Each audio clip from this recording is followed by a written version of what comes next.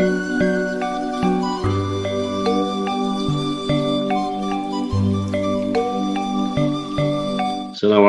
warahmatullahi wabarakatuh.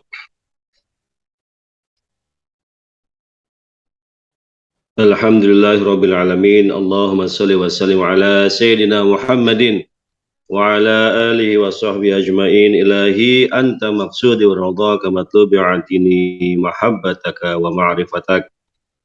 Kehadapan Kanjeng Nabi Muhammad sallallahu alaihi wasallam dan seluruh ahli silsilah thariqah Qadiriyah Naqsyabandiyah Mansuriyalaya, khususnya guru agung bangsa Bahos.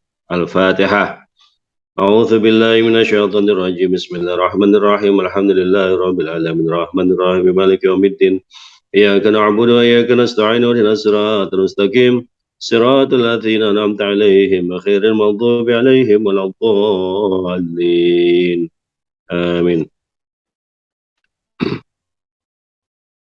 Yang saya hormati para alim ulama, para asatidz, para hujaj, khususnya wakil talqin yang hadir sore hari ini, yang selalu menemani kita semuanya, membimbing kita semuanya, khususnya Kiai Nur Fahim. Yang saya hormati ikhwan dan akhwat yang hadir sore hari ini, menemani perjalanan manaqib online sedunia, yang sama-sama kita banggakan, para penggerak manaqib MOS. Ada Umi Syahid, ada Ibu Yuni, ada Ibu Kartini, ada Ibu Eli, ada Teh Susi, ada Gus Robi, dan para petugas yang selalu setia melaksanakan tugas di setiap manaqib sore hari ini. Kita berdoa semoga para ikhwan semuanya diberikan kesehatan yang sempurna, dilancarkan segala urusannya, dikabulkan setiap hajatnya, dilimpahkan rezeki yang halal, yang penuh keberkahan untuk kepentingan dunia dan akhirat. Amin ya rabbal alamin. Ikhwan dan akhwat, mohon izin, tadi tidak menyimak, ada obrolan di Zoom, ternyata ini tugas yang tertukar. Seharusnya Pak Kiai Nur Fahim yang diberikan tugas untuk memberikan khidmah ilmiah.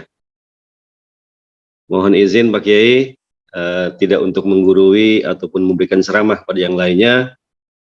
Pada badal sore hari ini, sama-sama kita menyimak ilmu Allah, karena ternyata kita semuanya ini sebenarnya selalu mendapatkan curahan ilmu-ilmu Allah yang itu turunnya itu begitu derasnya untuk kita semuanya.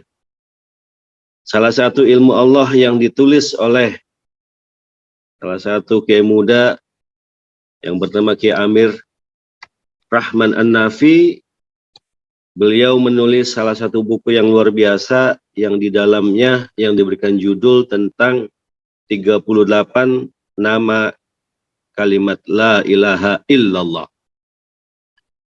Buku ini relatif baru dan kemudian tetapi di dalamnya itu adalah kandungan-kandungan ilmu yang lama tetapi baru kemudian dimunculkan yang dalam bentuk bahasa Indonesia, dan ini memudahkan bagi para ikhwan semuanya untuk memahami, mendalami apa yang menjadi rahasia-rahasia dari keagungan nama Allah, yaitu kalimat La ilaha illallah. Kalimat tahlil ini merupakan kalimat yang luar biasa karena hanya manusia yang mampu dan sanggup untuk menerima kalimat ini.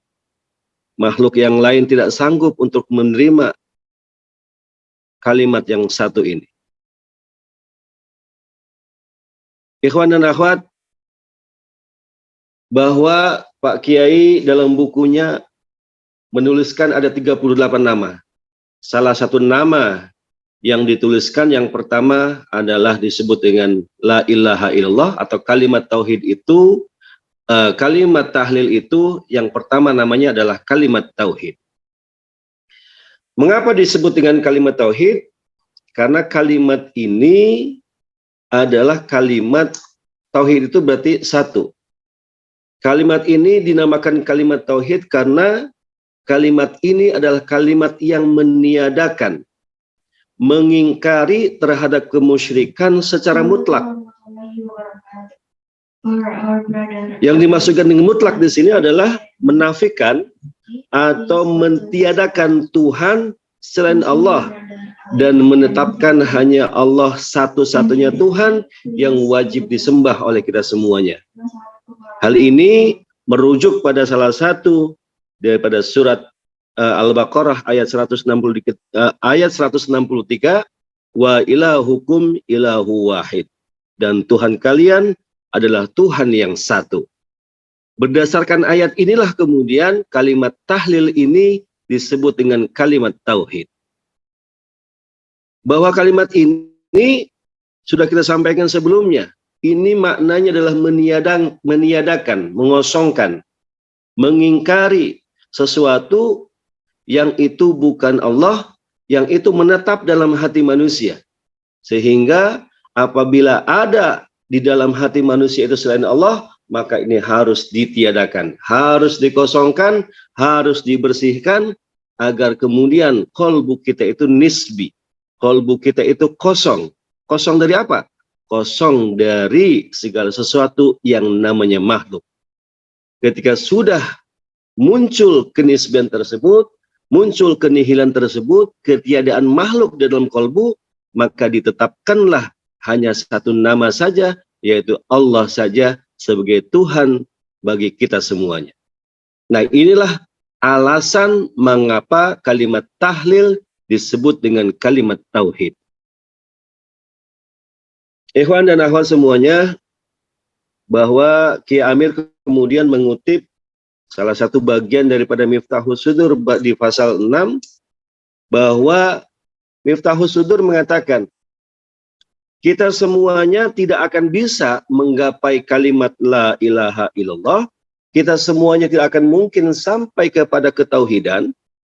Pengosongan hati dari segala unsur makhluk itu hanya dengan satu syarat saja.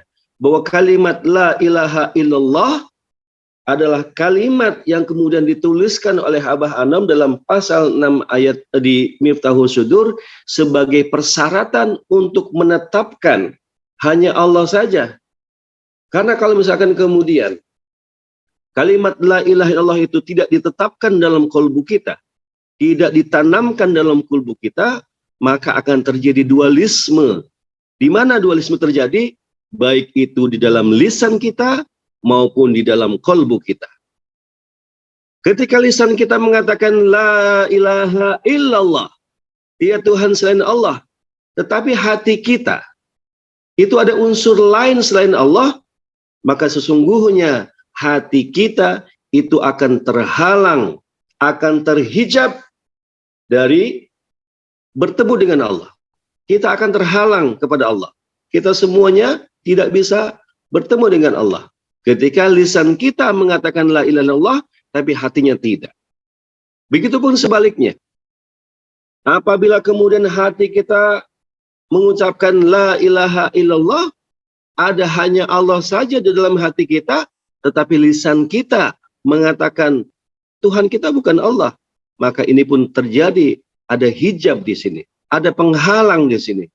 Oleh karenanya, kalimat tauhid ini diucapkan oleh lisan dan kemudian ditetapkan dalam kolbu kita, inti daripada kalimat tauhid tadi.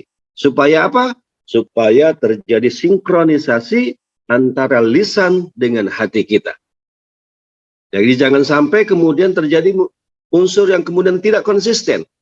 Mulut kita mengatakan percaya kepada Allah, tapi hati kita tidak percaya kepada Allah. Dan sebaliknya, hati kita yakin kepada Allah. Begitu kekuatan kita terhadap luar biasa dalam kolbu, tetapi lisan kita mengingkarinya, ini pun terjadi yang namanya ketidakkonsistenan terhadap kalimat tauhid ini.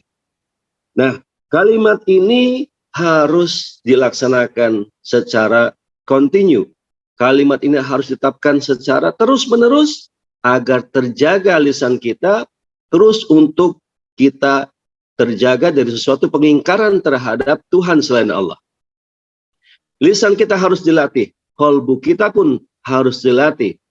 Antara kolbu mengucap, hati wajib untuk mengingat. Inilah kemudian akan terjadi kesempurnaan dari kalimat tahlil menjadi kalimat tauhid dalam diri kita semuanya.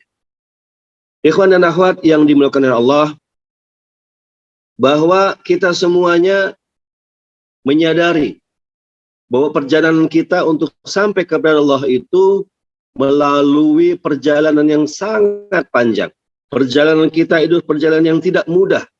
Perjalanan kita melewati jalan terjal, melewati bebatuan, mendaki, dan sangat licin sekali, sehingga kemungkinan kita tergelincir, jatuh kepada sesuatu yang makom biasa, itu akan sangat mudah terjadi. Oleh karenanya, kita semuanya berdoa kepada Allah, agar kita sebagai murid selalu mendapatkan bimbingan dari guru kita semuanya. Agar lisan kita, agar hati kita terjaga, agar perjalanan kita itu dibimbing, diarahkan, sehingga kita semuanya ketika hampir tergelincir, ada guru kita yang akan mengingatkan dan menyelamatkan kita semuanya. Ikhwan dan akhwat, selanjutnya dalam buku ini dikatakan bahwa setidaknya ada dua manfaat daripada kalimat tauhid ini. Kalimat tahlil yang dinamakan kalimat tauhid itu memiliki minimal dua fungsi. Fungsi yang pertama adalah bahwa kalimat tauhid ini berfungsi untuk mensucikan jiwa. Yang pada dasarnya jiwa kita ini semuanya adalah berasal dari sesuatu yang suci, sesuatu yang dimuliakan. Hal ini mengambil daripada salah satu ayat Al-Quran surat Al-Isra ayat 70. Walaqad karramna bani Adam. Jadi, dan kami telah memuliakan keturunan Nabi Adam alaihissalam. Ini adalah asal dari kita semuanya. Jadi dengan kita mengucapkan kalimat tahlil, kalimat tauhid, la ilaha illallah, maka kalimat ini akan mengembalikan kesucian hati kita, mensucikan jiwa kita semuanya dari segala macam kotoran yang telah kita perbuat dalam proses kehidupan kita. Bersyukur kita semuanya bertemu dengan kalimat tauhid ini. Bersyukur kita semuanya bertemu dengan kalimat tahlil ini yang ditalkinkan oleh guru kita. Karena kalimat tauhid yang tidak ditalkinkan, maka bisa jadi dua fungsi yang saya sebutkan tadi itu tidak akan berlaku bagi kalimat tauhid yang diucapkan oleh orang awam yang belum bertemu dengan seorang guru mursyid. Itu fungsi yang pertama dari kalimat tauhid. Bahwa kalimat tauhid ini, kalimat la ilaha illallah ini adalah akan mensucikan jiwa kita semuanya, mengosongkan kita semuanya dari segala dosa, sehingga kita kembali kepada fitrah kita, kembali kepada kesucian kita, sehingga kemudian kita semuanya itu akan memantaskan diri kita semuanya untuk kemudian bertemu dengan Allah. Fungsi yang kedua dari kalimat tauhid ini adalah bahwa kita semuanya tidak akan mungkin sampai kepada ampunan Allah kalau kalimat ini tidak memberikan garansi bagi kita semuanya. Bahwa kalimat tauhid la ilaha illallah itu kita semuanya akan menggapai ampunan dari Allah Subhanahu wa taala. Dosa-dosa kita itu akan diampuni karena kita tahu sudah disampaikan bahwa kalimat ini itu sanggup untuk menghapus 4.000 dosa besar. Sehingga pantaslah kemudian guru kita mengatakan bahwa kita mah setiap hari melaksanakan hari raya. Kita mah setiap hari merayakan Idul Fitri. Mengapa? Karena kita semuanya itu diberikan jaminan, diberikan garansi. Orang yang mengucapkan la ilaha illallah, satu kalimat la ilaha illallah itu akan menghapus dosa besar. Itu yang dikatakan oleh Pak Kiai Amir dalam bukunya di kalimat yang pertama, di nama kalimat tahlil yang pertama yaitu kalimat tauhid. Dua fungsi tadi itulah yang kemudian kita bersyukur kepada Allah. Dengan terus kita istiqomah membaca kalimat tauhid ini, kita semuanya akan terus dijaga kesucian hati kita, dijaga kesucian jiwa kita, agar kita semuanya itu tidak mudah terperosok dari godaan yang namanya ilham-ilham yang fujur. Godaan untuk kemudian kita tersesat dari hawa nafsu, nafsu kita kembali kepada nafsu amarah. Padahal perjalanan nafsu kita sudah sampai pada perjalanan yang sangat jauh. Tetapi kemudian ketika kita lupa, lalai, tidak terbiasa, tidak continue mengucapkan kalimat tauhid ini, maka bukan tidak mungkin kita akan kembali kepada kondisi jiwa yang kotor. Kondisi rohani kita yang itu penuh dengan dosa karena maksiat yang kita lakukan. Sehingga dengan terus mengucapkan kalimat tauhid ini, kita semuanya berdoa pada Allah agar kita semuanya selalu dijaga, selalu dilindungi dari kembalinya kita semuanya kepada makom terendah dari manusia. Jangan sampai kemudian kita semuanya dikatakan manusia, tetapi diumpamakan seperti binatang yang kemudian bahkan lebih buruk daripada binatang. Binatang punya otak, tetapi tidak punya akal pikiran. Binatang biasa melakukan makan, minum, dan memenuhi kebutuhan syahwatnya. Demikian pun kita, kalau kemudian akal kita tidak digunakan, maka kita bisa jadi sama dengan binatang tersebut, bahkan dikatakan kita semuanya lebih buruk daripada binatang tersebut. Nauzubillahi min dzalik.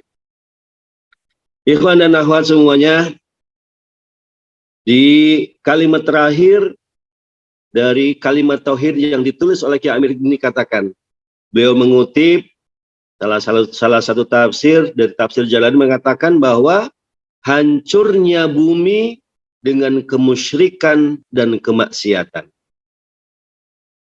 Ini dahsyat. Bahwa bumi kita ini sudah sangat tua.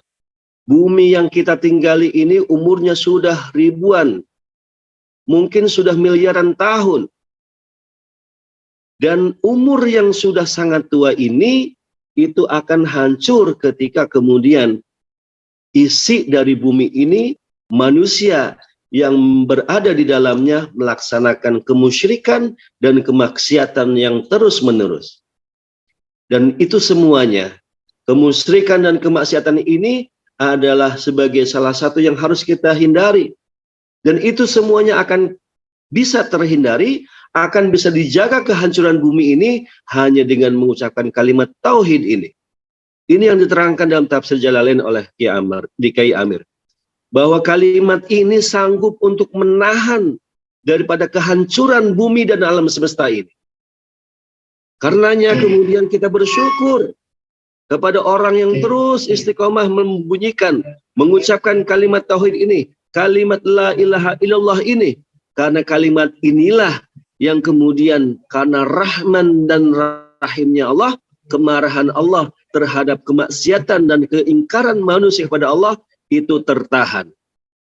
Sehingga kemarahan ini itu kemudian jauh daripada kita semuanya.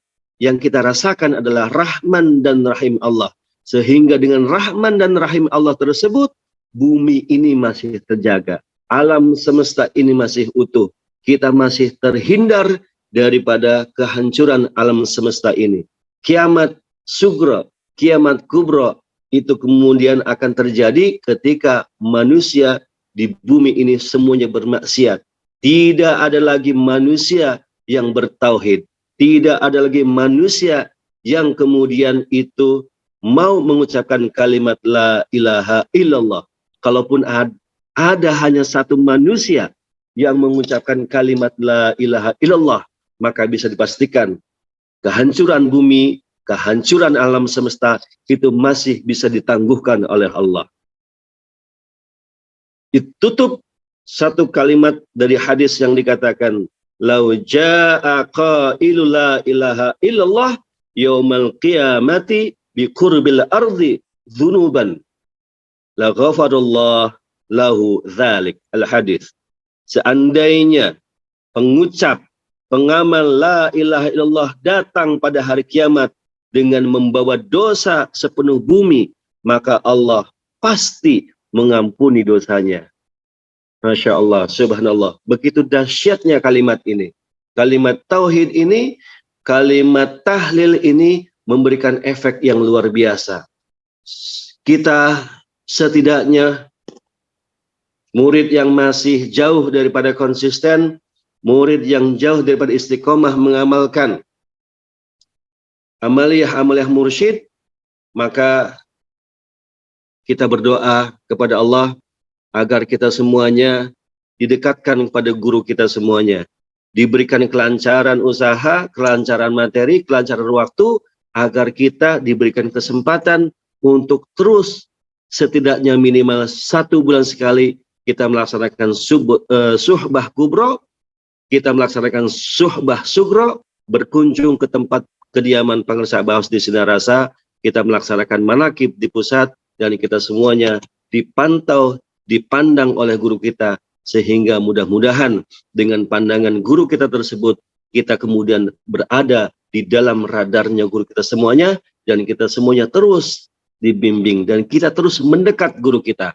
agar kita tidak jauh daripada sumber energi, agar kita para murid itu dekat dengan medan magnet, sehingga kemudian kita semuanya punya energi yang lebih untuk kemudian menjadi ringan dalam beribadah, ringan dalam melaksanakan kebajikan, ringan melaksanakan ketaatan kepada Allah, dan kemudian kita semuanya terhindar daripada bermaksiat kepada Allah. Amin ya rabbal alamin.